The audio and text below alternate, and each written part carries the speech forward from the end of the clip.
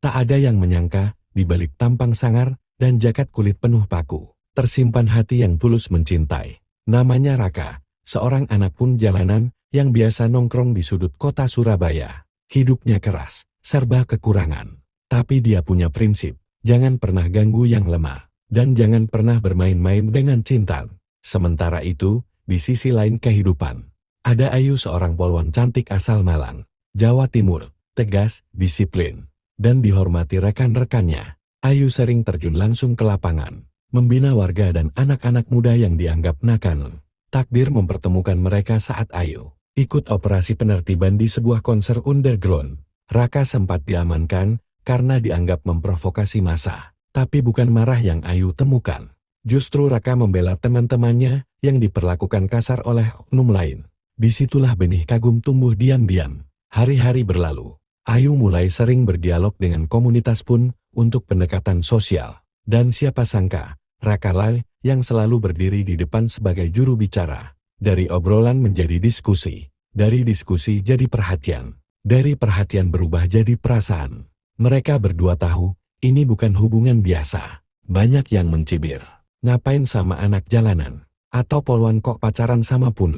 Tapi mereka bertahan. Tahun-tahun 2025, mereka membuktikan semuanya salah. Di tengah sorotan media dan sorak-sorai dua dunia yang bertolak belakang, Raka dan Ayu resmi menikah. Raka berdiri gagah dengan jas sederhana, dan Ayu tampil anggun dengan seragam putih birunya. Mereka buktikan bahwa cinta sejati tidak melihat status, tidak peduli stigma, dan mampu menyatukan dua dunia, pun jalanan dan aparat negara dalam satu ikatan yang sama. Karena cinta sejati bukan soal siapa kamu di mata dunia, tapi siapa kamu di mata hati, kata Raka sambil menggenggam tangan Ayu.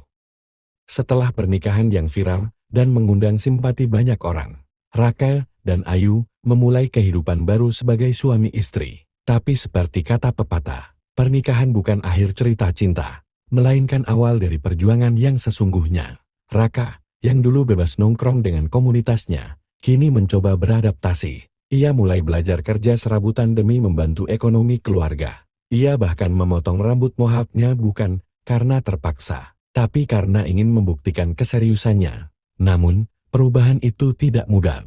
Teman-teman lamanya mulai menjauh. Lu udah bukan Raka yang dulu, kata salah satu temannya. Komunitas pun menganggapnya sudah menjual diri pada sistem. Di sisi lain, Ayu juga tidak luput dari tekanan. Di lingkungan kantornya, ada yang memandang sinis. Masa polwan nikah sama anak jalanan.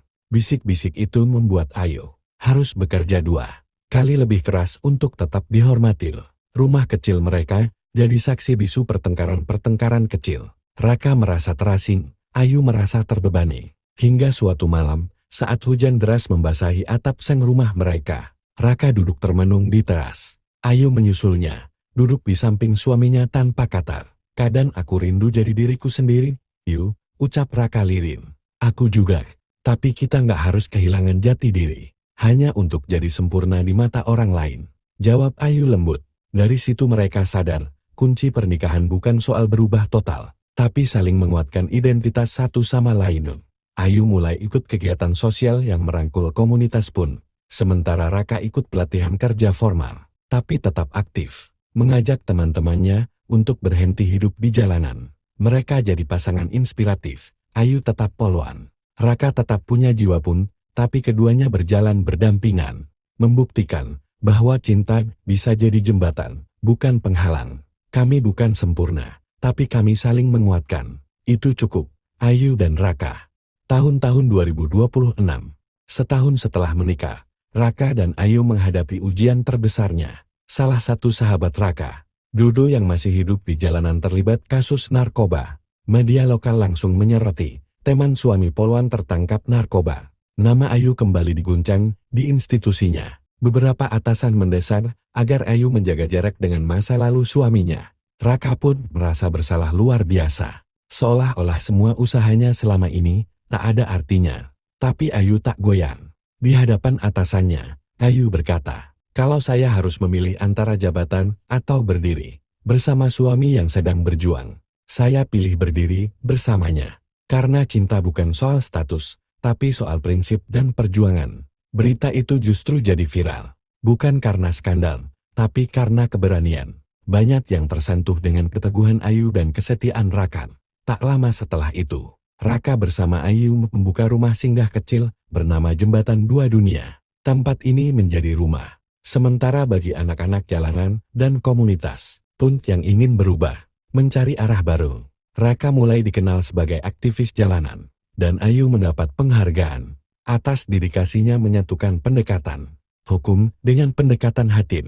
Di ulang tahun pernikahan mereka yang kedua, di depan puluhan anak muda yang mereka bantu, Raka berdiri sambil menggendong anak pertamanya, seorang bayi mungil bernama Ryan. Kami datang dari dunia yang beda. Tapi hari ini, kami berdiri di dunia yang sama, dunia yang ingin kami ubah bersama.